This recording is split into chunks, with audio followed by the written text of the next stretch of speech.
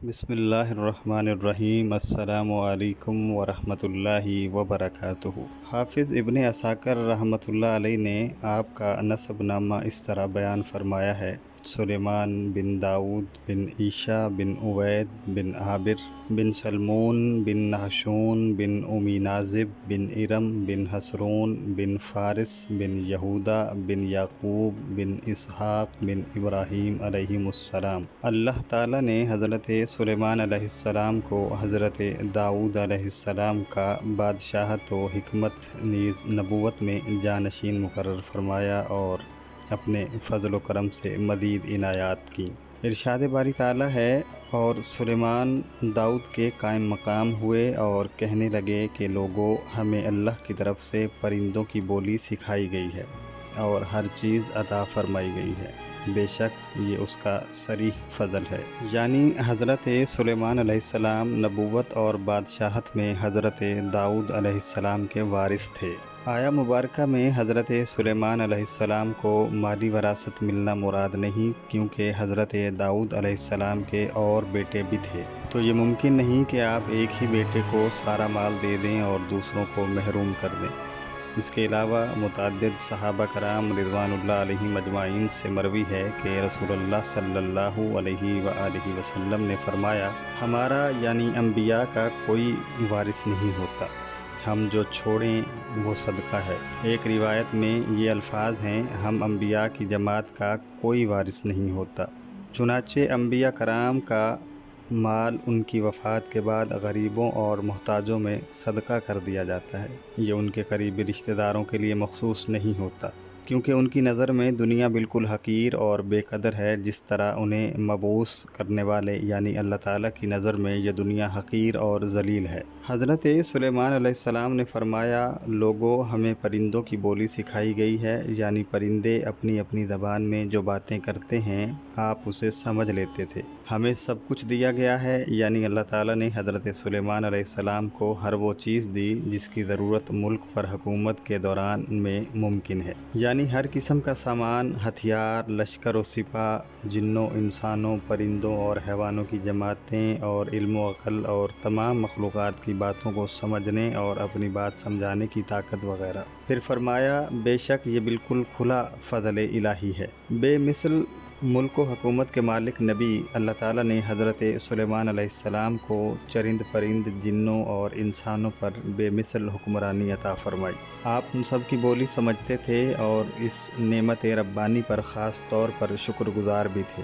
ارشاد باری تعالیٰ ہے: اور سلیمان کے لیے جنوں اور انسانوں اور پرندوں کے لشکر جمع کیے گئے، سو ان کی الگ الگ درجہ بندی کر دی گئی، یہاں تک کہ جب چیونٹیوں کے میدان میں پہنچے تو ایک چیونٹی نے کہا: اے چیونٹیوں، اپنے اپنے بلوں میں داخل ہو جاؤ، ایسا نہ ہو کہ سلیمان اور اس کے لشکر تمہیں کچل ڈالیں اور ان کو خبر بھی نہ ہو۔ تب وہ اس کی بات سن کر ہنس پڑے اور کہنے لگے کہ اے پروردگار، مجھے توفیق عطا فرما کہ جو احسانات تو نے مجھ پر اور میرے ماں باپ پر کیے ہیں ان کا شکر ادا کر سکوں، اور ایسے نیک کام کروں کہ تو ان سے خوش ہو جائے اور مجھے اپنی رحمت سے اپنے نیک بندوں میں داخل فرما۔ ایک دن سلیمان علیہ السلام نے جنوں اور انسانوں اور پرندوں پر مشتمل اپنی تمام افواج کو جمع کیا اور کسی منزل کی طرف روانہ ہوئے۔ پرندوں نے اپنے پروں سے آپ پر سایہ کر رکھا تھا۔ ہر لشکر پر چھوٹے بڑے افسر مقرر تھے جو تمام افراد کو اپنے اپنے مقام پر رکھتے تھے۔ جب وہ چیونٹیوں کے میدان میں پہنچے تو ایک چیونٹی نے کہا: اے چیونٹیوں، اپنے اپنے گھروں میں گھس جاؤ، ایسا نہ ہو کہ بے خبری میں سلیمان اور ان کا لشکر تمہیں روند ڈالے۔ حضرت سلیمان علیہ السلام نے چیونٹیوں کی آواز سن لی اور جو بات اس نے دوسری چیونٹیوں سے کہی سمجھ لی۔ آپ یہ بات سن کر مسکرا دیے جو دوسرے نہ سن سکے۔ بعض لوگوں کا خیال ہے کہ حضرت سلیمان سے پہلے جانور اور انسان ایک دوسرے سے بات چیت کرتے اور ایک دوسرے کی زبان سمجھتے تھے۔ حضرت سلیمان علیہ السلام نے ان سے وعدہ لے لیا کہ وہ انسانوں سے باتیں نہیں کریں گے، اس لیے اب ہم ان کی باتیں نہیں سمجھ سکتے۔ یہ سب جاہلوں کے خیالات ہیں۔ اگر یہ بات درست ہوتی کہ سب لوگ جانوروں کی بولیاں سمجھتے ہوتے تو حضرت سلیمان علیہ السلام کو بھلا دوسروں پر کیا امتیاز حاصل ہوتا؟ اس کے علاوہ حضرت سلیمان کو جانوروں سے وعدہ لے کر کیا فائدہ حاصل ہو سکتا تھا کہ جانور انسانوں سے بات چیت نہ کریں؟ اسی امتیاز ہی کی وجہ سے آپ نے فرمایا، اے پروردگار، مجھے توفیق دے کہ میں تیری ان نعمتوں کا شکر بجا لاؤں جو تو نے مجھے اور میرے والدین کو عطا فرمائی ہیں، اور مجھے توفیق دے کہ میں ایسے نیک اعمال کرتا رہوں جن سے تو خوش رہے، اور مجھے اپنی رحمت سے اپنے نیک بندوں میں شامل کر لے۔ اللہ تعالیٰ نے آپ کی دعا یقیناً قبول فرما لی۔ والدین میں حضرت سلیمان علیہ السلام کے والد حضرت داؤد علیہ السلام اور والدہ جو ایک عبادت گزار نیک خاتون تھیں شامل ہیں۔ دوستو، حضرت سلیمان علیہ السلام کے لشکر جرار میں جس طرح ہر ایک کی اپنے اپنے فرائض منصبی تھے، ہدہد کی ڈیوٹی ایک انجینئر کی سی تھی۔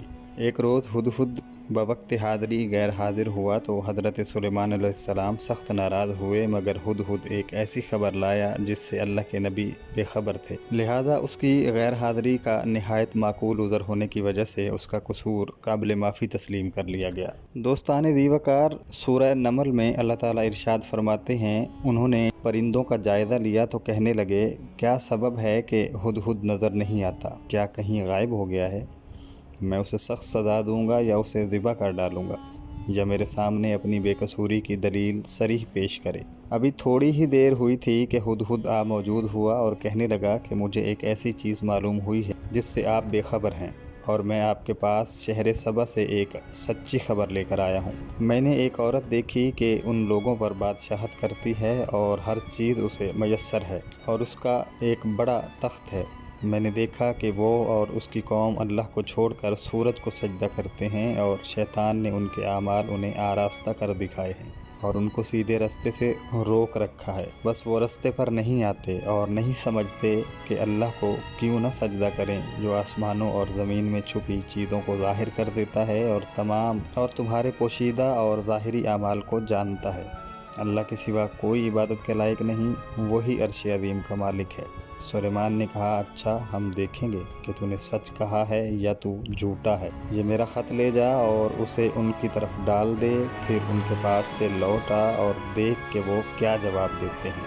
ملکہ نے کہا کہ دربار والوں، میری طرف ایک گرامی نامہ ڈالا گیا ہے، وہ سلیمان کی طرف سے ہے، اور اس کا مضمون یہ ہے، شروع اللہ کا نام لے کر جو بڑا مہربان نہایت رحم والا ہے۔ اس کے بعد یہ کہ مجھ سے سرکشی نہ کرو اور مطیع و فرما بردار ہو کر میرے پاس چلے آؤ۔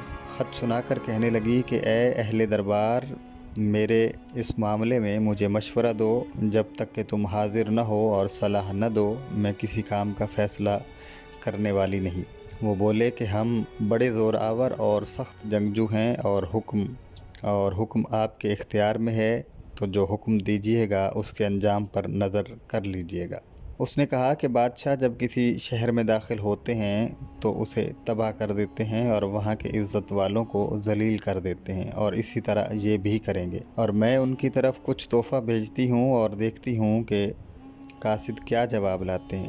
جب وہ قاصد سلیمان کے پاس پہنچا تو سلیمان نے کہا، کیا تم مجھے مال سے مدد دینا چاہتے ہو؟ جو کچھ اللہ تعالیٰ نے مجھے عطا فرمایا ہے وہ اس سے بہتر ہے جو تمہیں دیا ہے۔ حقیقت یہ ہے کہ تم ہی اپنے تحفے سے خوش ہوتے ہوگے۔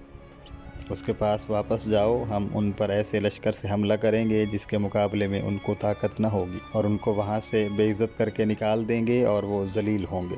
ان آیات میں اللہ تعالیٰ نے حضرت سلیمان علیہ السلام اور ہدہد کا واقعہ بیان کیا ہے۔ حضرت سلیمان علیہ السلام کی فوج کے تمام پرندوں کے اپنے اپنے لیڈر تھے اور کمانڈر تھے، جو روزانہ اپنے اپنے وقت پر آپ کی خدمت میں حاضر ہوتے۔ ہدہد کا فرض منصبی یہ تھا کہ سفر کے دوران کسی بنجر مقام پر پانی کی ضرورت محسوس ہوتی تو وہ بتاتا تھا کہ کہاں کھدائی کرنے پر پانی مل سکتا ہے۔ اس کے بتانے پر فوجی کھدائی کر کے پانی حاصل کر لیتے تھے۔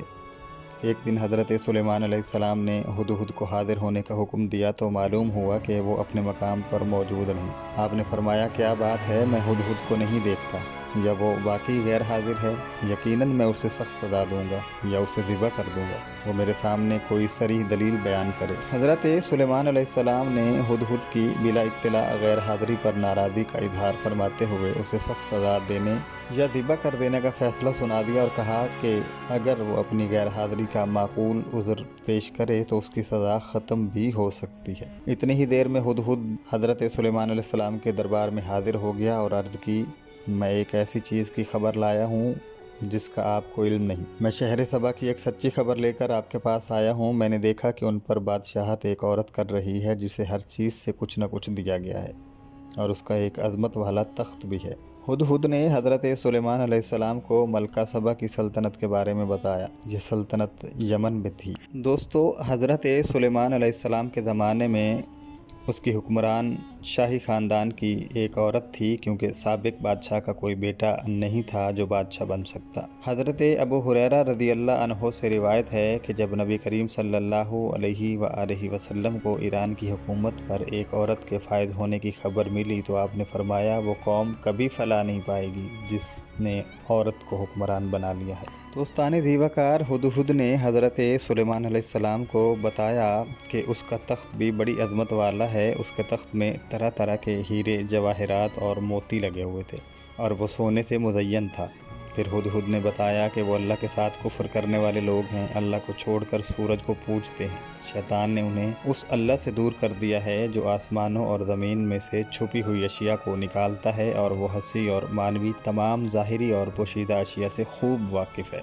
اس کے سوا کوئی معبود برحق نہیں، وہی عظمت والے عرش کا مالک ہے، یعنی اس کا تخت اتنا بڑا ہے کہ مخلوقات میں سے کوئی چیز اس سے بڑی نہیں۔ اس وقت حضرت سلیمان علیہ السلام نے خط بھیجا جس میں اللہ تعالیٰ اور اس کے رسول کی اطاعت کی دعوت دی گئی تھی اور آپ کی اطاعت قبول کرنے کا حکم تھا۔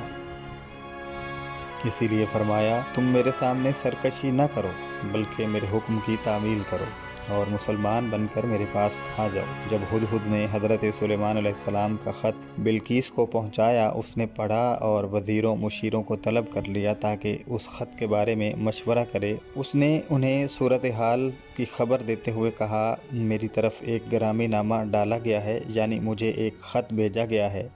پھر خط بھیجنے والے کا پتہ بتایا، وہ سلیمان کی طرف سے ہے۔ پھر خط کا مضمون پڑھ کر سنایا، وہ بخشش کرنے والے مہربان اللہ کے نام سے شروع ہے، یہ کہ تم میرے سامنے سرکشی نہ کرو اور مسلمان بن کر میرے پاس آ جاؤ۔ پھر ان سے مشورہ طلب کرتے ہوئے بولی، اے میرے سردارو، تم میرے اس معاملے میں مشورہ دو۔ میں کسی امر کا قطعی فیصلہ نہیں کیا کرتی جب تک کہ تمہاری موجودگی اور رائے نہ ہو۔ انہوں نے کہا، اگر آپ کو جنگ کرنے کے لیے فوج کی ضرورت ہے تو ہم یہ فریضہ انجام دینے کے لیے پوری طرح تیار ہیں، تاہم آخری فیصلہ آپ ہی کا ہوگا۔ آپ خود ہی سوچ لیجئے کہ ہمیں آپ کیا حکم فرمائیں گی۔ تاہم اس کی رائے سرداروں کی رائے سے بہتر تھی اور وہ عقل میں ان سے برتر تھی۔ اسے معلوم ہو گیا کہ اس انداز سے خط بھیجنے والے کا مقابلہ کرنا یا اسے دھوکہ دینا ممکن نہیں۔ اس نے کہا، بادشاہ جب کسی بستی میں گھستے ہیں تو اسے اجاڑ دیتے ہیں اور وہاں کے باعزت لوگوں کو ذلیل کر دیتے ہیں، اور یہ لوگ بھی ایسا ہی کریں گے۔ ملکہ بلقیس نے کہا کہ اگر یہ بادشاہ ہمارے ملک پر غالب آ گیا تو اس کے غیظ و غضب کا نشانہ سب سے پہلے میں ہی بنوں گی، اس لیے میں انہیں ایک ہدیہ بھیجنے والی ہوں، پھر دیکھ لوں گی کہ قاصد کیا جواب لے کر لوٹتے ہیں۔ اس کا خیال تھا کہ وہ حضرت سلیمان علیہ السلام کو رشوت دے کر انہیں خوش کر دے گی اور اس طرح اپنی سلطنت بچا لے گی۔ اسے معلوم نہ تھا کہ حضرت سلیمان علیہ السلام ایک نبی ہیں جو کفر کے ساتھ مصالحت اختیار نہیں کر سکتے۔ جب قاصد سلیمان علیہ السلام کے پاس پہنچا تو آپ نے فرمایا، کیا تم مال سے مجھے مدد دینا چاہتے ہو؟ مجھے تو میرے رب نے اس سے بہتر دے رکھا ہے جو اس نے تمہیں دیا ہے، تم ہی اپنے تحفے کے ساتھ خوش رہو۔ تب آپ نے اس کے سفیر سے فرمایا، جا ان کے پاس لوٹ جا اور انہیں مرعوب کرنے کے لیے فرمایا، ہم ان کے مقابلے میں وہ لشکر لائیں گے جن کا سامنا کرنے کی ان میں طاقت نہیں، اور ہم انہیں ذلیل و پست کر کے وہاں سے نکال دیں گے۔ جب قاصد اس قدر سخت جواب لے کر واپس پہنچا تو انہیں اطاعت قبول کرنے کے سوا کوئی چارہ نظر نہ آیا۔ چنانچہ ملکہ سمیت حضرت سلیمان علیہ السلام کی خدمت میں حاضر ہو کر اظہار اطاعت کرنے کے لیے روانہ ہو گئے۔ جب حضرت سلیمان علیہ السلام کو یہ اطلاع ملی تو آپ اپنے فرما بردار جنوں سے مخاطب ہوئے۔ حضرت سلیمان علیہ السلام نے اپنے درباریوں سے فرمایا، کوئی تم میں سے ایسا ہے کہ قبل اس کے کہ وہ لوگ فرما بردار ہو کر ہمارے پاس آئیں، ملکہ سبا کا تخت میرے پاس لے آئے۔ دوستان زیوکار، جب سلیمان علیہ السلام نے اپنے درباری جنوں کو حکم دیا کہ بلقیس کے پہنچنے سے پہلے اس کا وہ تخت حاضر کر دیں جس پر وہ بیٹھ کر دربار لگاتی ہے، تو ایک کبھی ہیکل جن کہنے لگا، آپ کے اپنی مجلس سے اٹھنے سے پہلے ہی میں اسے آپ کے پاس لا دیتا ہوں۔ آپ اہم معاملات پر غور کرنے کے لیے اور مقدمات کے فیصلہ کرنے کے لیے صبح سے دوپہر تک دربار منعقد کرتے تھے۔ اس نے کہا، میں یہ ذمہ داری ادا کرنے کی طاقت رکھتا ہوں، یقین مانیے کہ میں اس پر قادر ہوں اور ہوں بھی امانت دار۔ تخت کے جواہرات میں خیانت نہیں کروں گا۔ دربار میں موجود ایک مومن جن نے عرض کی، میں آپ کے پلک جھپکنے سے پہلے ہی اسے آپ کے پاس پہنچا سکتا ہوں۔ اور واقعی بلقیس کا تخت تھوڑی دیر میں یمن سے بیت المقدس پہنچ گیا۔ جب آپ نے اسے اپنے پاس موجود پایا تو فرمانے لگے، یہ میرے رب کا فضل ہے تاکہ وہ مجھے آزمائے کہ میں شکر گزاری کرتا ہوں یا ناشکری کرتا ہوں۔ شکر گزار اپنے ہی نفع کے لیے شکر گزاری کرتا ہے، اور جو ناشکری کرے تو میرا پروردگار بے پرواہ اور بزرگ ہے۔ اسے ناشکر کرنے والوں کے شکر کی ضرورت ہے، نہ کافروں کی ناشکری سے اس کا کچھ بگڑتا ہے۔ احباب گرامی، حضرت سلیمان علیہ السلام نے حکم دیا کہ تخت کی آرائش میں تبدیلی کر دی جائے تاکہ بلقیس کی عقل و فہم کا اندازہ ہو سکے۔ حکم دیا کہ اس کے تخت میں کچھ تبدیلی کرو تاکہ ہمیں معلوم ہو جائے کہ یہ راہ پا لیتی ہے یا ان میں سے ہوتی ہے جو راہ نہیں پاتے۔ جب ملکہ بلقیس آ گئی تو اس سے کہا گیا، کیا تیرا تخت بھی ایسا ہی ہے؟ اس نے جواب دیا، گویا یہ وہی ہے۔ ملکہ بلقیس کے خیال میں یہ تخت اس کا نہیں ہو سکتا تھا، کیونکہ وہ تو اسے یمن میں چھوڑ کر آئی تھی اور پھر اس کی سجاوٹ میں تبدیلی بھی کر دی گئی تھی۔ وہ نہیں سمجھتی تھی کہ کوئی اور بھی ایسی عجیب و غریب کاریگری اور ہنرمندی کا مظاہرہ کر سکتا ہے۔ اللہ تعالیٰ نے حضرت سلیمان اور ان کی قوم کی بات نقل فرمائی سے سلیمان علیہ السلام نے اس سے روک دیا جو وہ اللہ کے سوا یعنی سورج کی پوجا کرتی تھی۔ یقیناً وہ کافر لوگوں میں سے تھی، یعنی ملکہ اور اس کی قوم بلا دلیل صرف آباء و اجداد کی تقلید کرتے ہوئے آفتاب پرستی میں مبتلا تھے، اس لیے حضرت سلیمان علیہ السلام نے اسے اس کام سے منع کر دیا۔ حضرت سلیمان علیہ السلام نے شفاف شیشے کا ایک محل تعمیر کروایا تھا، اس کے نیچے پانی بہتا تھا اور پانی پر شیشے کی چھت تھی۔ اس پانی میں مچھلیاں اور دوسرے آبی جانور رکھے گئے تھے۔ جب ملکہ بلقیس وہاں پہنچی تو اس سے کہا گیا کہ محل میں تشریف لے چلیے، جہاں حضرت سلیمان علیہ السلام تخت پر رونق افروز تھے۔ اسے دیکھ کر وہ سمجھی کہ یہ حوض ہے۔ اس نے اپنی پنڈلیاں کھول دیں، فرمایا، یہ تو شیشے سے منڈھی ہوئی عمارت ہے۔ کہنے لگی، میرے پروردگار، میں نے اپنی جان پر ظلم کیا، اب میں سلیمان کے ساتھ اللہ رب العالمین کی فرما بردار بنتی ہوں۔